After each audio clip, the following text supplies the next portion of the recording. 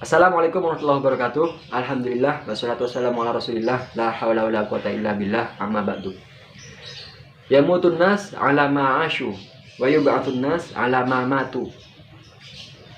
Matinya seseorang itu sebagaimana kebiasaan ia hidup, dan kelak dibangkitkannya seseorang itu sebagaimana ia mati.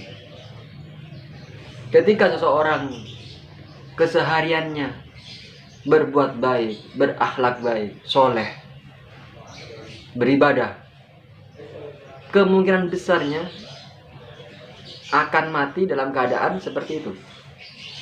Artinya adalah mati dalam keadaan berakhlak baik, beribadah, karena kebiasaannya seperti itu. Wa yub'atsun nas 'ala ma matu, dan akan dibangkitkan sebagaimana ketika ia dimatikan.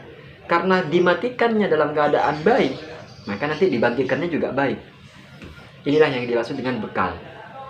Makanya sebisa mungkin kita terus-menerus menjadi orang yang baik, sehingga kita mati dalam keadaan berbuat baik.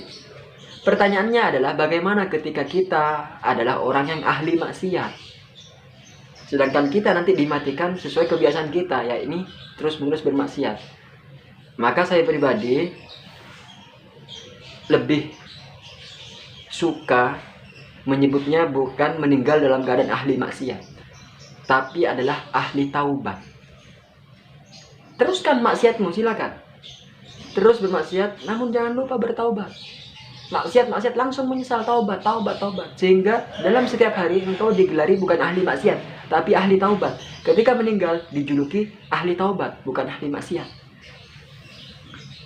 Dan Allah mencintai orang yang bertaubat. Yuhibbut tawwabin, Allah itu. Maka sungguh luar biasa orang yang ahli maksiat tapi terus-menerus bertaubat. Ketika meninggal, semoga dia menjadi ahli taubat, bukan ahli maksiat. Ada kisah, ada seorang kakek rutin berjamaah. Suatu ketika ia duduk di belakang imam, di saf terdepan.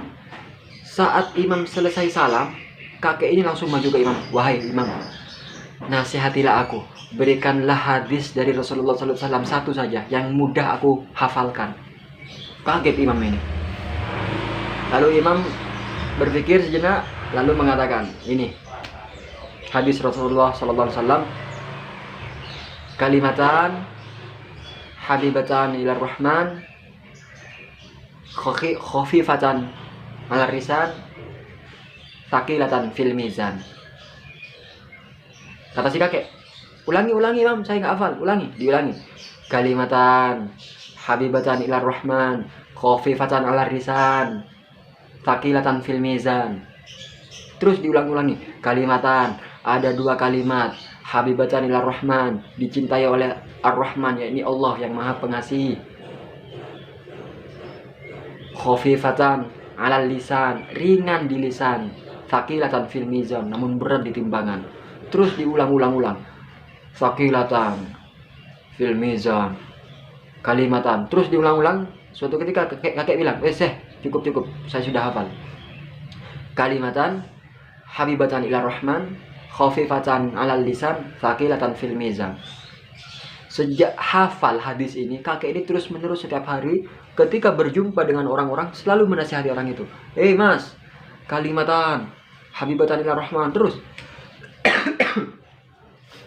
ketika pulang ke rumahnya, istrinya dinasihati, istriku, kalimatan, ada dua kalimat, dicintai oleh Allah, ringan di lisan, berat di timbangan. Apa? Subhanallah bihamdi, subhanallahil azim. Subhanallah bihamdi, subhanallahil azim. Terus menerus dijadikan kebiasaan setiap hari.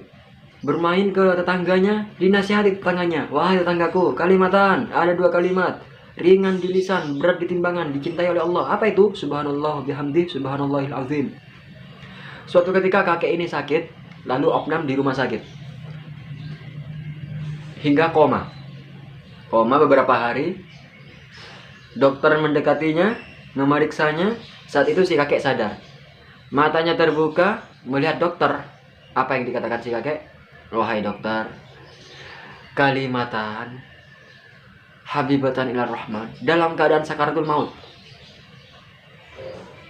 Terbuka matanya dari koma, melihat dokter yang diucapkan langsung hadis tersebut. Subhanallah bihamdi subhanallahil azim. Lalu meninggal. Nah ini. Yamutun nas ala ma'asyu. Kebiasaannya setiap hari terus-menerus menasihati seseorang, meninggalnya dalam keadaan menasihati seseorang. Masya Allah.